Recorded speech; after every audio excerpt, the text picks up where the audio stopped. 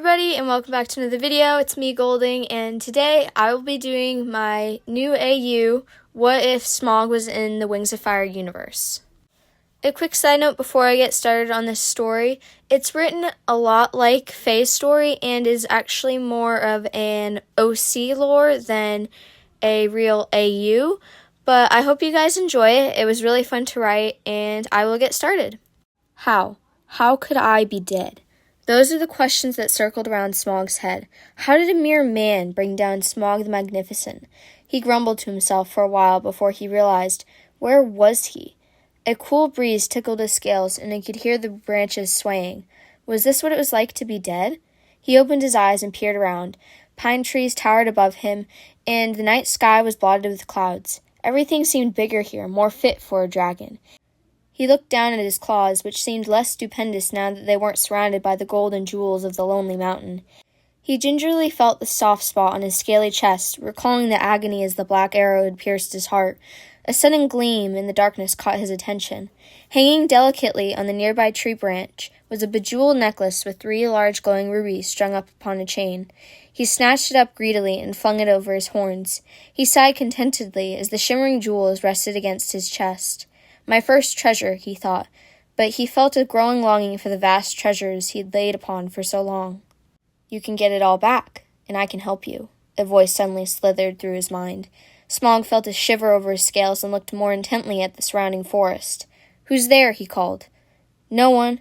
Just you and me here, the voice whispered, and Smaug suddenly realized that the rubies on his neck were glowing brightly with each word. How can you get me what I want? Smaug asked. It's simple, really. Just listen to what I say, and we'll both get what we want. Gold tumbled out of a bag as Smaug emptied yet another load of jewels into his treasure hold. He began spreading it out, sighing contentedly as the shimmering metal slid through his claws. While it had taken him over a year since the dark night in the forest, Smaug had finally gained a wealth that rivaled the royalty of this realm. The necklace assisted him by connecting him with the right dragons, who he had used to build up a crime syndicate, pillaging and plundering the treasures of Pyria. Of course, he never sat out any major operations. He'd found that although his body had become smaller, he still possessed the hottest fire, largest wingspan, and fireproof scales, not to mention the wickedness of his claws and teeth. Yes, he was frightening to encounter. Just then, a dragon slunk into the room. He was black as night and had eyes that could pierce a soul. A deep scar ran across his chest and snout, and a look of slight concern was etched upon his face. Shadow Reaper, report, Smaug said, addressing the dragon without turning around. The extraction failed. Right to the point, as usual. Why didn't it work? She wasn't where the tip said she'd be, or anywhere nearby. And she did leave a note. Very well. Cough it up. Shadow Reaper handed him a small scroll tied neatly with a vine. He unfurled the scroll and found it addressed to him. This is what it read. Honestly, I thought you knew better than to trust other dragons with your work. Do you realize how easy it is to set up a false tip? And really, assassins, you're getting sloppy. Get your head in the game. Smaug chuckled and let the scroll fall to the floor, where he promptly set it on fire. He seethed inside, fingering the jewels on his necklace. I still don't get why we need that dragon. She's just a nuisance, Shadow Reaper exclaimed. Without her, everything I built will fall apart, Smaug murmured, recalling the warning the necklace had told him. I'll get that dragon, even if it takes me another lifetime.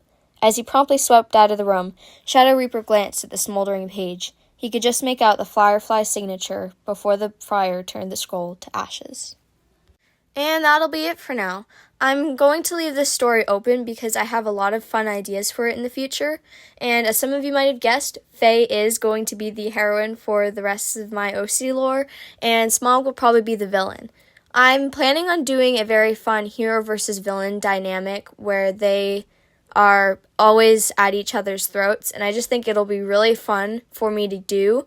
And I'm just really looking forward to writing sketches about it and comics or little excerpts from their arguments. I just think it'll be really fun for me to write about and a little bit something different from what I usually write. So I'm going to be really enjoying this, and I hope you guys do too. Anyways, I hope you guys like the story, and thank you guys so much for watching.